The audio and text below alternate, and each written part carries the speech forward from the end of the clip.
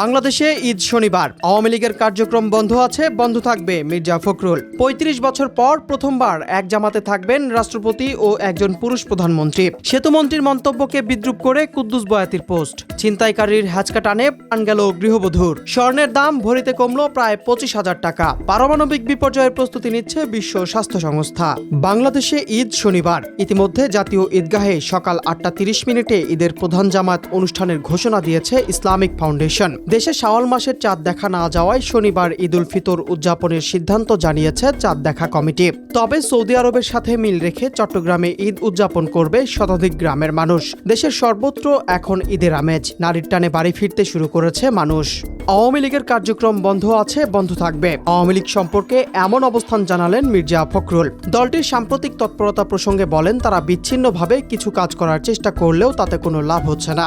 জনগণ পুরোপুরি প্রত্যাখ্যান করায় তাদের বিচ্ছিন্ন কর্মকাণ্ডকে গুরুত্ব দেওয়ার কিছু নেই। আওয়ামী লীগ বাদে বাকি দলগুলো স্বাভাবিক কার্যক্রম চালিয়ে যাচ্ছে। বিচ্ছিন্ন কোনো ঘটনাকে কেন্দ্র করে গণতন্ত্রের পথ আটকে দেওয়া ঠিক হবে না, বলেন মির্জা ফখরুল। তারেক রহমানের কার্যালয়ে সাংবাদিকদের সঙ্গে মতবিনিময় সভায় তিনি এসব কথা বলেন।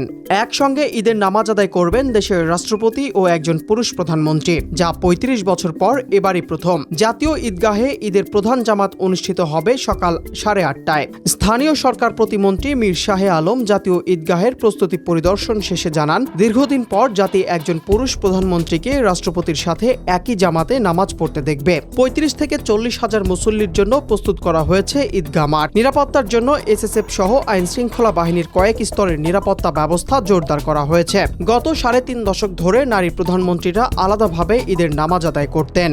অনেক জায়গায় বাস ভাড়া নিতে চাচ্ছে না, জোর করে দিলে উল্টো জরিমানা করছে, এমনটাই বলেছেন কুদ্দুস বয়াতি। সেতুমন্ত্রীর মন্তব্যকে বিদ্রূপ করে এমন পোস্ট দিয়েছেন তিনি। ঈদযাত্রায় অতিরিক্ত ভাড়া ও চাঁদাবাজির অভিযোগে সম্প্রতি সেতুমন্ত্রী দাবি করেছিলেন, এবার ঈদযাত্রায় কোথাও বাড়তি ভাড়া নেওয়া হচ্ছে না, কোনো চাঁদাবাজিও নেই। মন্ত্রীর অবাস্তব দাবির বিপরীতে কুদ্দুস বয়াতির এই পোস্টটি মুহূর্তেই ভাইরাল হয়। যাত্রীদের অভিযোগ সব ঠিক আছে, মন্ত্রীর এমন মন্তব্য আর কুদ্দুস বয়াতির পোস্ট হাস্যরসের সৃষ্টি করেছে। নেটিজেনরা কুদ্দুস বয়াতির এই তীক্ষ্ণ রসিকতাকে সাধুবাদ জানাচ্ছেন।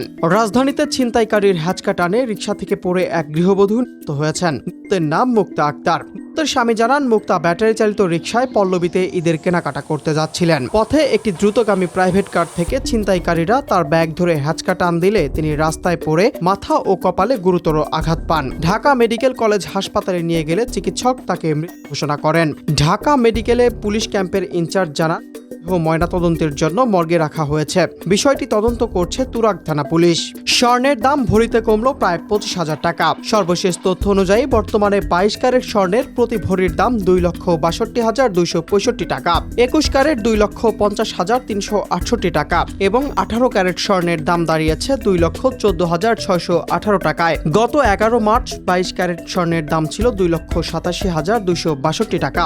বাজুস জানিয়েছে, স্থানীয় বাজারে তেজাবি স্বর্ণের দাম কমায় এই সমন্বয় করা হয়েছে। সংস্থাটি জানায়, গত এক সপ্তাহে মোট ৫ দফায় স্বর্ণের দাম সমন্বয় করা হয়েছে, যার প্রতিবারই দাম হ্রাস পেয়েছে। পারমাণবিক বিপর্যয়ের প্রস্তুতি নিচ্ছে বিশ্ব স্বাস্থ্য সংস্থা। সংস্থাটির পরিচালক জানান, তারা সম্ভাব্য পারমাণবিক দুর্ঘটনার প্রস্তুতি নিচ্ছেন। তিনি হিরোশিমা ও চেরনোবিলের ভয়াবহতা স্মরণ করিয়ে দীর্ঘমেয়াদী ক্যান্সার ও পরিবেশগত বিপর্যয়ের আশঙ্কা প্রকাশ করেন। ট্রাম্প ইসরায়েল কর্তৃক পারমাণবিক অস্ত্র ব্যবহারের সম্ভাবনা নাকচ করলেও WHO স্থানীয় কর্মকর্তাদের বিকিরণ মোকাবেলায় প্রস্তুত থাকার পরামর্শ দিচ্ছে। গত জুন মাসে ইরানের নাতাঞ্জ ও ইস্পাহান পারমাণবিক কেন্দ্রে মার্কিন হামলার পর এই উদ্বেগ আরও ঘনীভূত হয়েছে।